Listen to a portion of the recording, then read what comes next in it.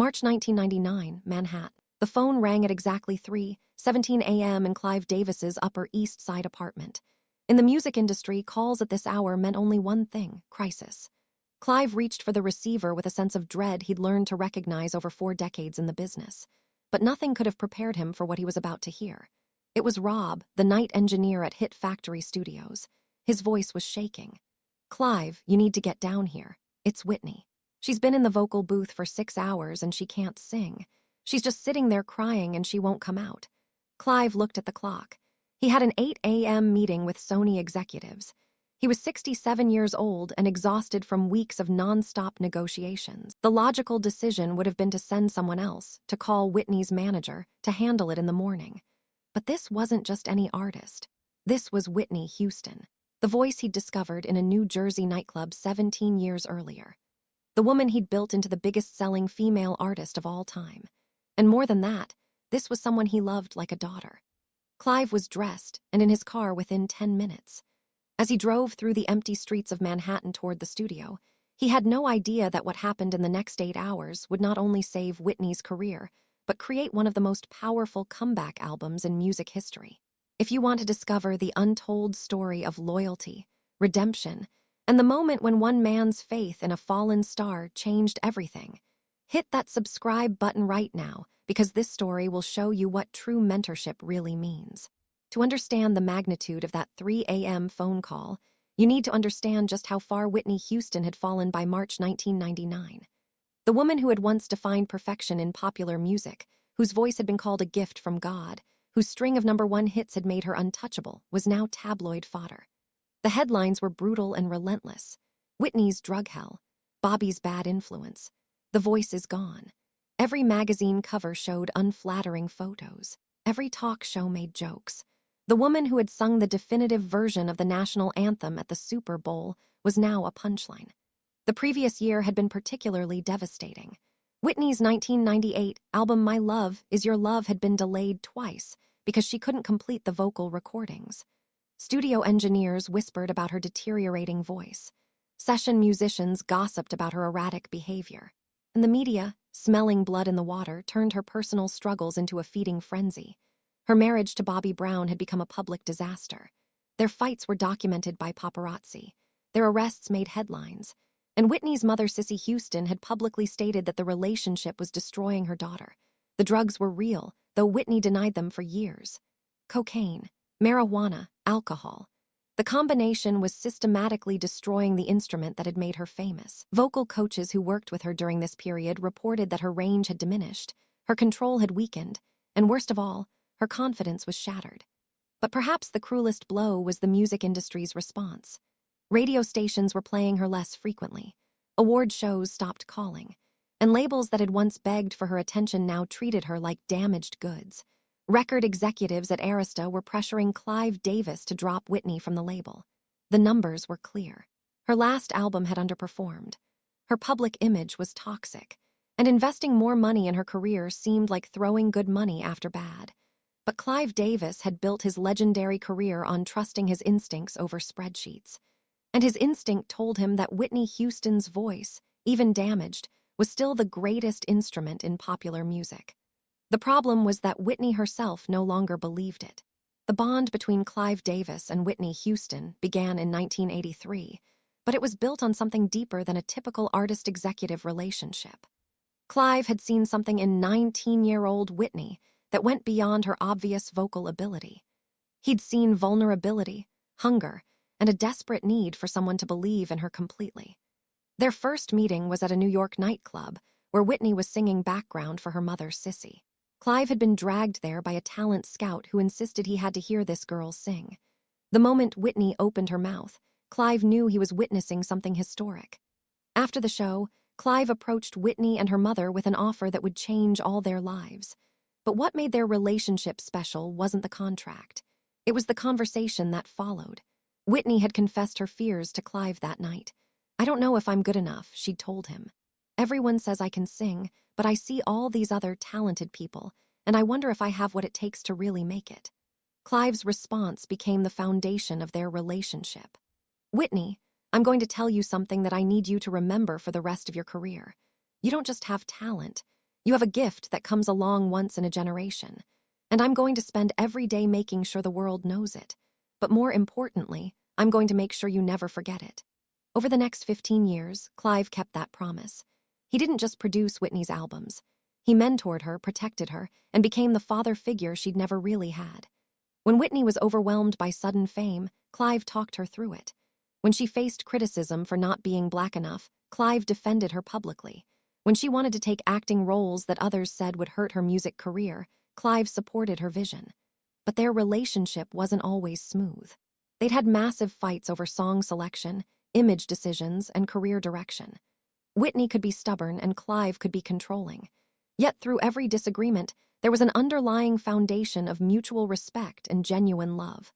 Whitney's mother, Sissy, once said, "Clive Davis loves my daughter like she's his own child. He sees past the fame, past the money, past everything to who she really is. And that's why she trusts him completely." By 1999, that trust would be tested in ways neither of them could have imagined. The recording session that led to the 3 a.m. crisis call had started optimistically. Whitney had arrived at Hit Factory Studios at 7 p.m., seemingly in good spirits. The song was It's Not Right, But It's Okay, a mid-tempo R&B track with a message of female empowerment that felt perfect for Whitney's comeback. The producers, Rodney Jerkins and his team, had created a track that balanced contemporary production with space for Whitney's voice to shine. It should have been straightforward.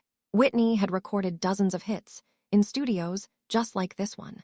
From the moment she stepped into the vocal booth, something was wrong. Her first take was shaky. Her voice cracked on notes that should have been effortless. The runs that had once flowed naturally now sounded forced. After 6 takes, Whitney asked for a break. She came back 30 minutes later and tried again. This time was worse. The power wasn't there. The control wasn't there. And most devastatingly, the confidence wasn't there. "I need to try again," Whitney kept saying. "Just give me one more take." But with each attempt, her voice seemed to deteriorate further. The engineers in the control room exchanged worried glances. This wasn't just a bad night. This was an artist in crisis. By midnight, Whitney had been in the booth for 5 hours and hadn't completed a single usable take. The producers gently suggested they reschedule. Maybe she just needed rest. Maybe tomorrow would be better, but Whitney refused to leave. She couldn't accept that her voice, the one thing she'd always been able to rely on, was failing her. Around 2 a.m., something broke inside Whitney. She stopped trying to sing and just stood in the booth crying. The microphone picked up her sobs and they echoed through the studio speakers. "This isn't me," she kept saying through tears.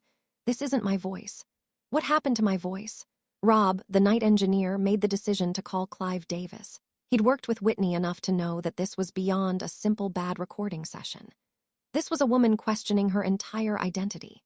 When Clive's car pulled up to Hit Factory Studios at 3:47 a.m., he could see through the window that the lights were still on in studio. He took a deep breath before entering, knowing that what he said and did in the next few hours could determine whether Whitney Houston's career survived or ended in this booth. Clive Davis walked into Hit Factory Studios and immediately understood the severity of the situation. Through the control room window, he could see Whitney sitting on the floor of the vocal booth, knees pulled to her chest, still wearing her headphones. Her face was streaked with tears and mascara. Her hands were shaking.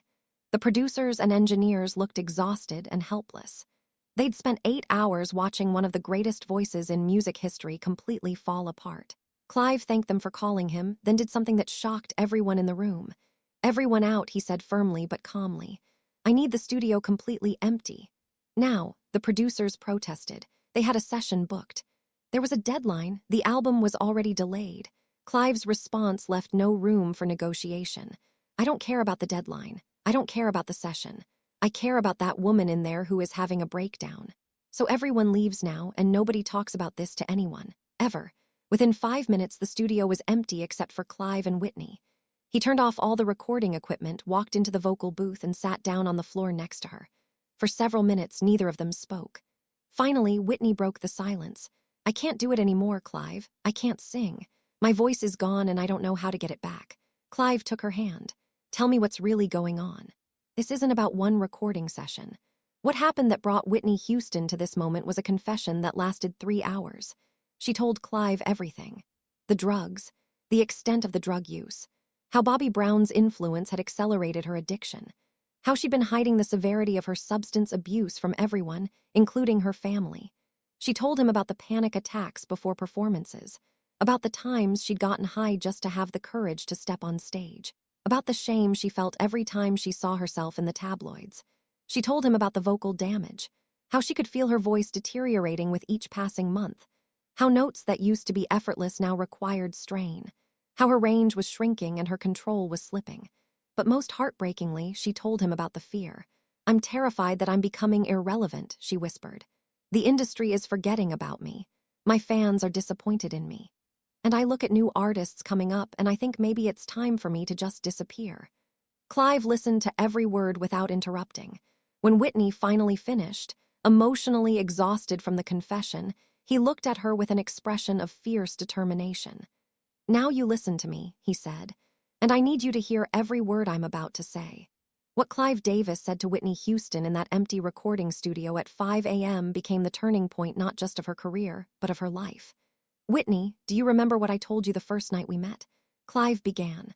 "I told you that you have a gift that comes once in a generation. That hasn't changed. Your voice might be different now, but different doesn't mean less. It means evolved." Whitney started to protest, but Clive held up his hand. "I'm not finished. You think the industry is forgetting you? Let me tell you what I see. I see every young singer trying to copy your style.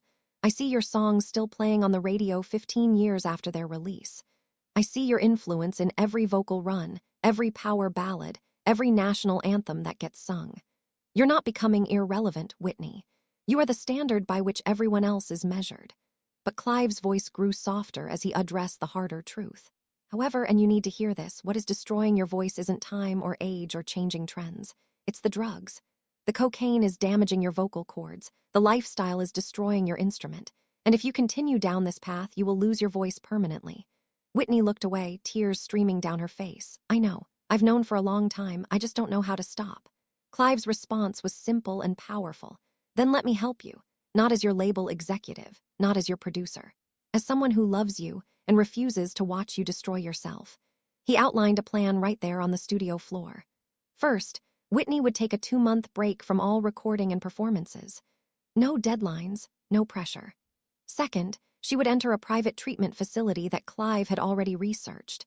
Not a celebrity rehab that would leak to the press, but a legitimate medical program that specialized in vocal rehabilitation alongside addiction treatment. Third, Clive himself would personally oversee her recovery and comeback. He would clear his schedule, dedicate his time, and use every resource at his disposal to ensure Whitney got healthy.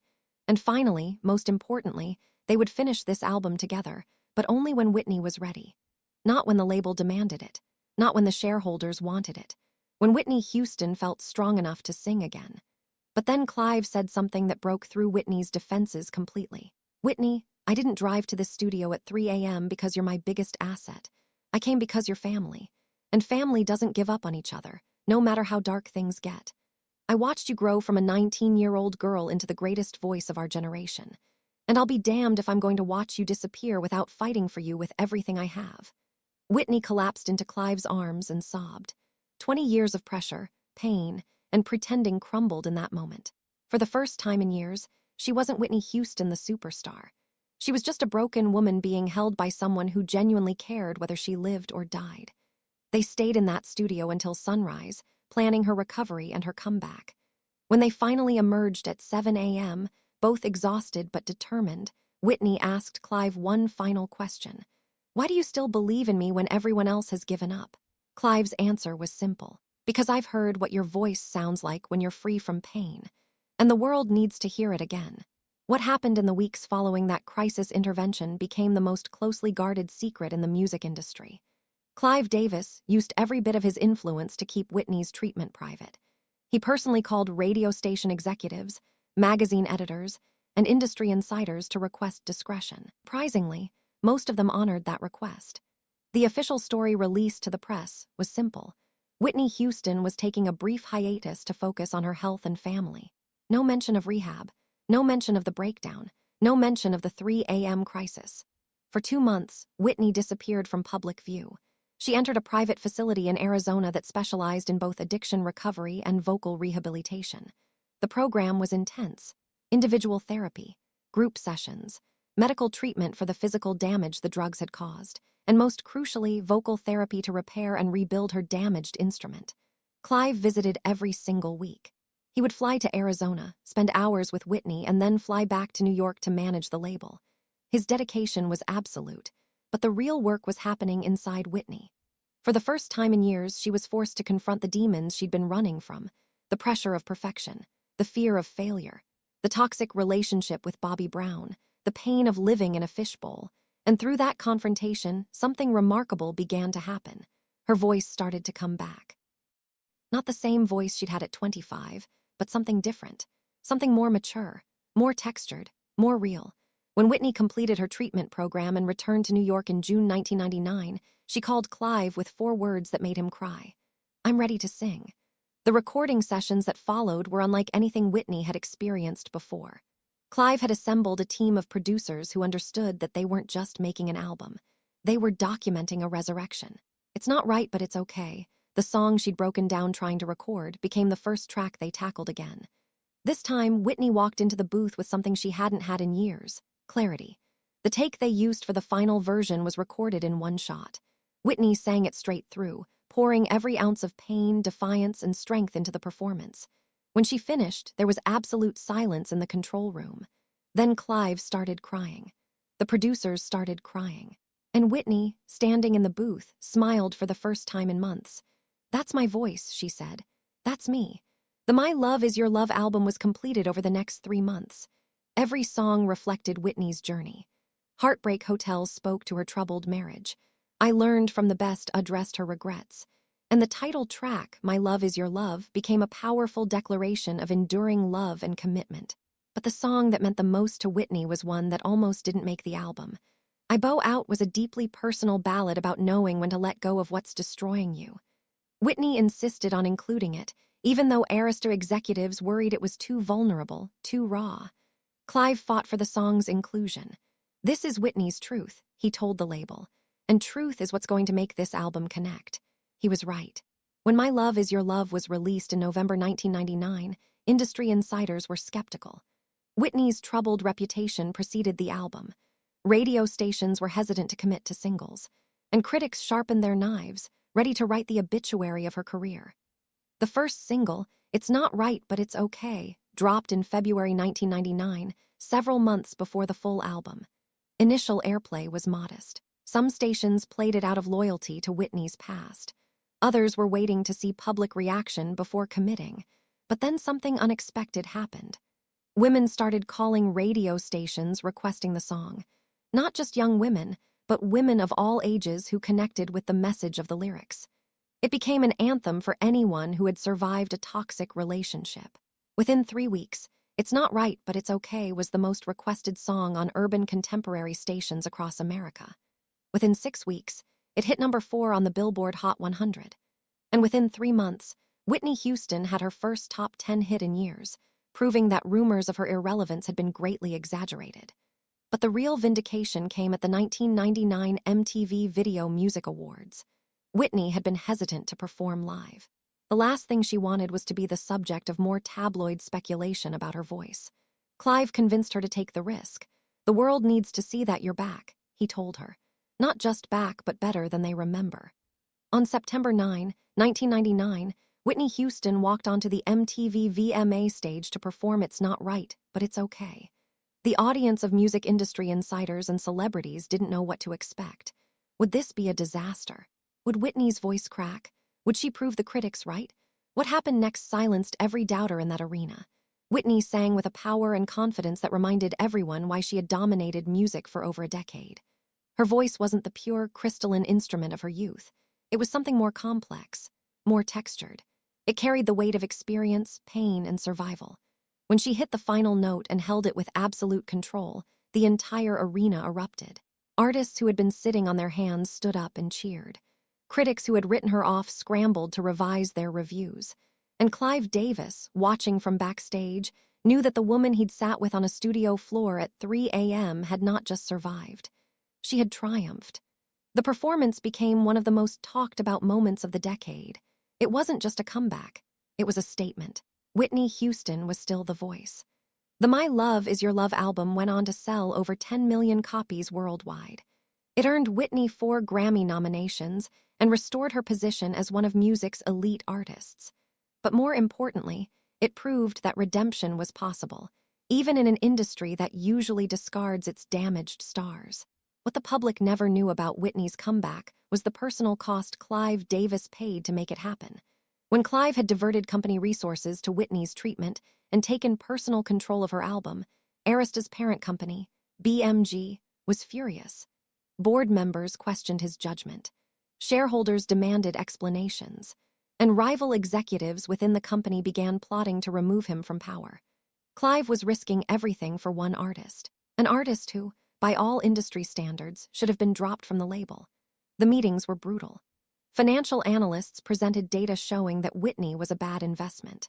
Lawyers warned about liability issues, and bean counters calculated the money being spent on an artist with questionable commercial viability.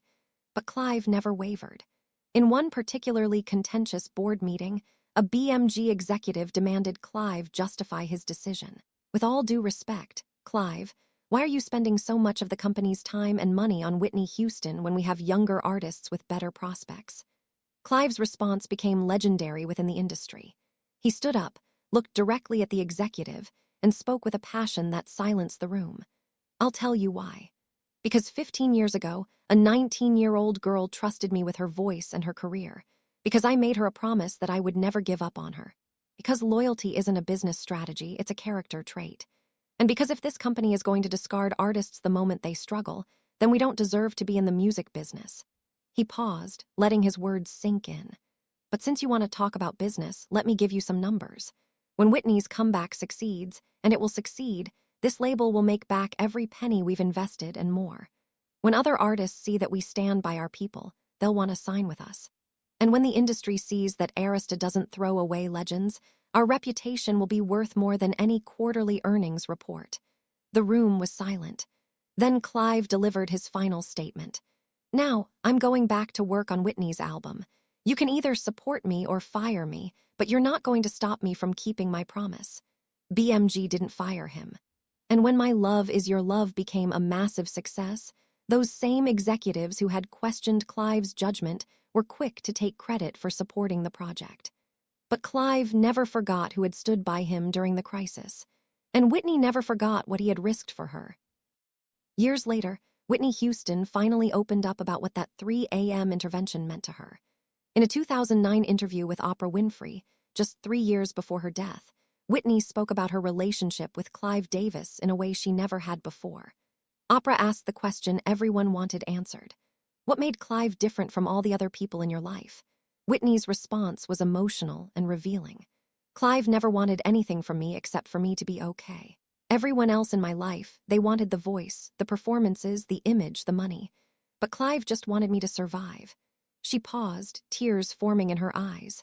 When I was at my lowest point, when I was in that studio crying because I couldn't sing, everyone else had already given up on me. The label wanted to drop me. My team was looking for other jobs. Even some of my family thought I was beyond help. But Clive showed up at 3 a.m. and sat on the floor with me and didn't leave until I believed I could come back. Whitney continued, her voice breaking. He didn't have to do that. He could have protected his reputation and distanced himself from me. But instead, he risked everything to save me. That's not a business relationship. That's love. What Whitney didn't mention in that interview was something Clive later revealed. During her recovery, when she was at her most vulnerable and uncertain, Whitney had called him one night, terrified. I don't think I can do this, she'd told him. I don't think I'm strong enough to come back. Clive's response was simple but powerful. You don't have to be strong enough alone. I'm strong enough for both of us until you find your strength again. That moment, that statement, became the foundation that Whitney built her recovery on. Knowing that someone believed in her unconditionally gave her the courage to believe in herself again. Their friendship continued until Whitney's death in 2012, though the later years were complicated by Whitney's ongoing struggles with addiction. But even during the difficult times, Clive never stopped being there for her, never stopped answering her calls, never stopped believing that the woman he'd discovered in a nightclub in 1983 was still in there, fighting to get free. The story of Clive Davis's 3 a.m. rescue of Whitney Houston became an industry legend, though most of the details remained private until after Whitney's death.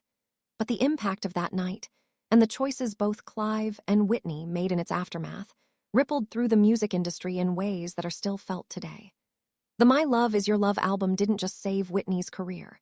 It changed how the industry thought about artist development and loyalty. Other labels began reconsidering how they treated established artists going through personal struggles. The idea that an artist's value went beyond their current commercial viability started gaining traction. Clive's willingness to risk his reputation and resources for Whitney inspired other executives to take similar stands for their artists. Several prominent A&R executives later cited the Whitney comeback as the reason they fought for artists who were struggling rather than simply dropping them from rosters. But perhaps the most important legacy was what it taught about the nature of mentorship and belief. When Clive Davis sat on that studio floor with Whitney at her lowest point, he wasn't thinking about album sales or chart positions. He was thinking about a young woman he'd watched grow up in the industry, someone he'd made a promise to, someone he genuinely loved. That kind of relationship between artist and executive has become increasingly rare in the modern music industry, where corporate structures and streaming economics often prioritize algorithms over humanity. But the story of Clive and Whitney reminds us that, at its core, music is still about human connection. For Whitney, the comeback proved something essential. That falling down doesn't define you, but getting back up does. The woman who couldn't sing in March 1999 was performing at the MTV VMAs 6 months later, silencing critics and reclaiming her place as one of music's greatest voices. When Whitney Houston died tragically in February 2012, Clive Davis was one of the first people notified. He was backstage at his annual pre-Grammy party when he received the news. Despite his devastation, Clive made the decision to continue with the event, believing that Whitney would have wanted the celebration of music to go on. At that party, Clive delivered an emotional tribute to Whitney that brought the entire room to tears. He spoke about their 30-year relationship, about the voice that had defined a generation, about the woman behind the fame. But the moment that stood out was when Clive spoke about that 3 a.m. phone call. "I got a call that Whitney needed me," he said, his voice breaking. "And I went to her without hesitation because that's what you do for family. I just wish I could have answered one more call, one more time to help her, to save her." The room was silent except for the sound of people crying, because everyone there understood that what Clive and Whitney had shared transcended business. It was a bond forged in trust, tested by crisis, and proven by loyalty that never wavered, even in the darkest moments. This incredible story shows us that true loyalty isn't about standing by someone when it's convenient or profitable. It's about showing up at 3 a.m. when they're broken and sitting with them on the floor until they're ready to stand again. Clive Davis didn't just save Whitney Houston's career that night. He saved her life and proved that in an industry built on transactions, human connection still matters most. What would you do if someone you cared about called for help at 3 a.m.? Share your thoughts in the comments below. If this story moved you, hit that like button and share it with someone who needs to remember that we all deserve people who will show up for us when we're at our lowest. Subscribe and ring that notification bell, because we have more powerful stories about the hidden moments that define music's greatest legends and the people who refuse to let them fall. Until next time, remember that the greatest success isn't measured in record sales or awards, but in the lives we touch and the people we refuse to give up on.